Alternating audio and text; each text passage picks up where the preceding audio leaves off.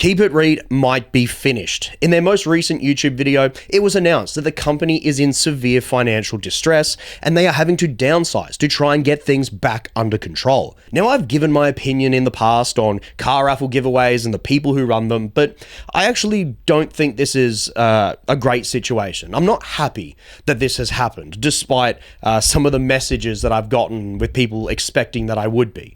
Because unfortunately, they are having to fire people. People are losing their jobs over this poor management that has happened. I mean, it's actually kind of crazy to me that in this YouTube video, he says that somehow they've actually lost money on recent raffle giveaways.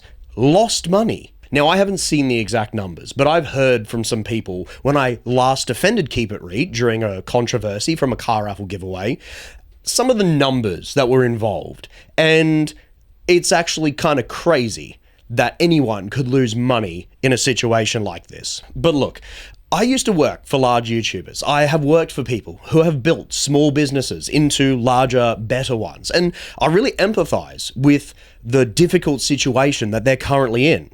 I mean, they had ambition. And they still do have ambition. They grew from something so small into having all of this property, all of these people working for them, and this drive to build something bigger and better. And I really admire that. I have a lot of frustration with people I know who own businesses that are quite small and could be bigger and better, but they just completely lack the ambition to expand. So I feel it is very unfortunate, and I am disappointed to find out that they are unfortunately in this situation. A lot of people I see commenting on this situation are obviously talking about the American thing, the trip to America and the amount of money and time spent over there.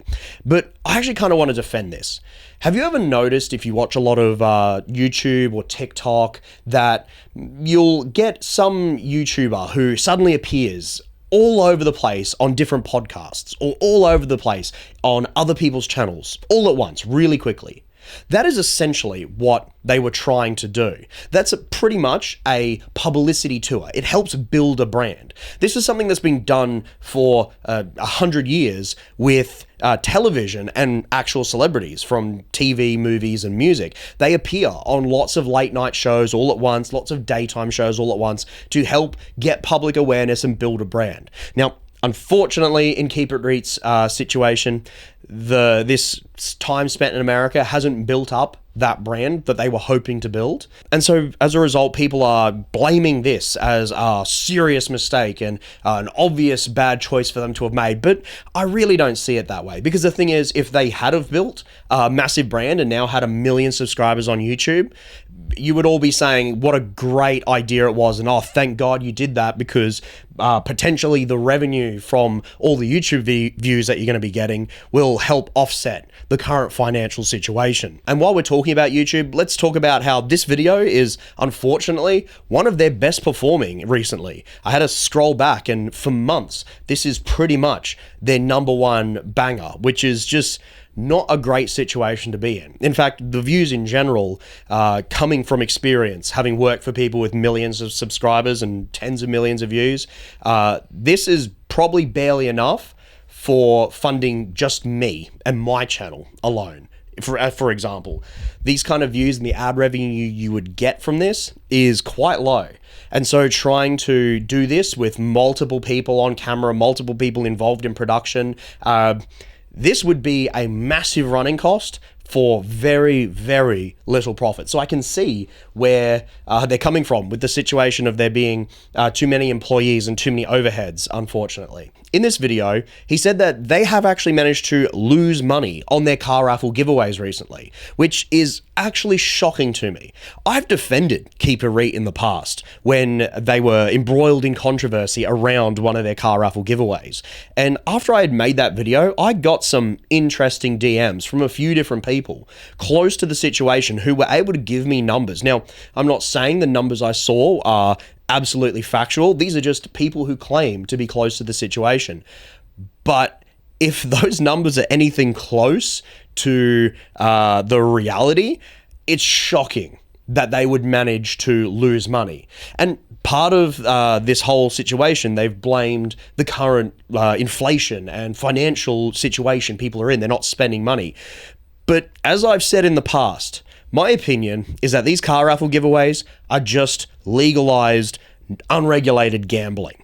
That's all they are. They use a legal loophole to have a lottery run that has almost no regulation on it. And I have said in the past that that's my opinion, and I think that this loophole needs to be closed. When things are bad financially, people tend to spend more money on gambling. In fact, in Australia, where we have the largest gambling problem in the entire world, by orders of magnitude, to the point where we spend more money gambling than places like Macau, which are set up just so people can gamble because it's illegal in China.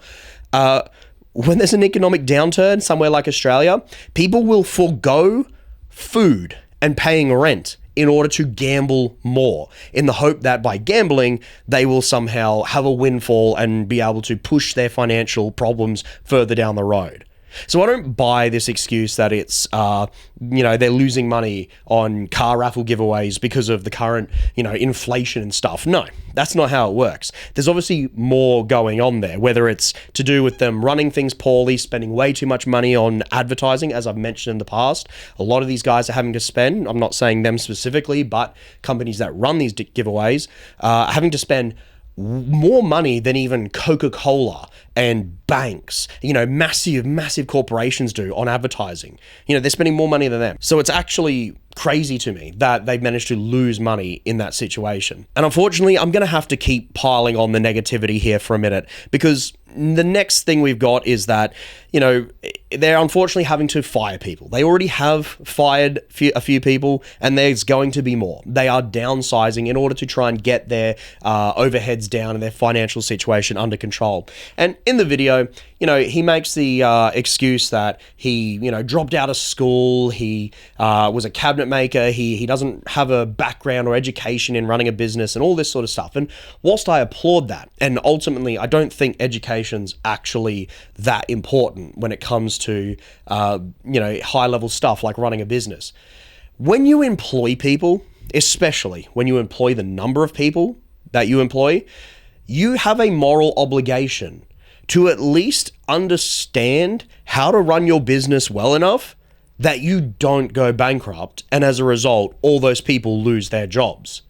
And if you don't want to learn that and instead want to just stick with doing cool stuff like driving drift cars and appearing on YouTube videos and at events and things like that, then hire a manager who has the experience or the educational background to run the things behind the scenes for you to keep the business moving financially. I mean, even YouTube's biggest businessman, Linus Tech Tips, actually stepped down as the CEO of his company and hired a real CEO because he recognized that his experience and education and his ADHD meant he couldn't keep running his company and things would go badly if he did. Whilst I empathize and I feel bad about that part of the situation, I don't think that this excuse about, essentially just taking a crack at it and having succeeded up until recently really flies. Because ultimately, you had the time and the resources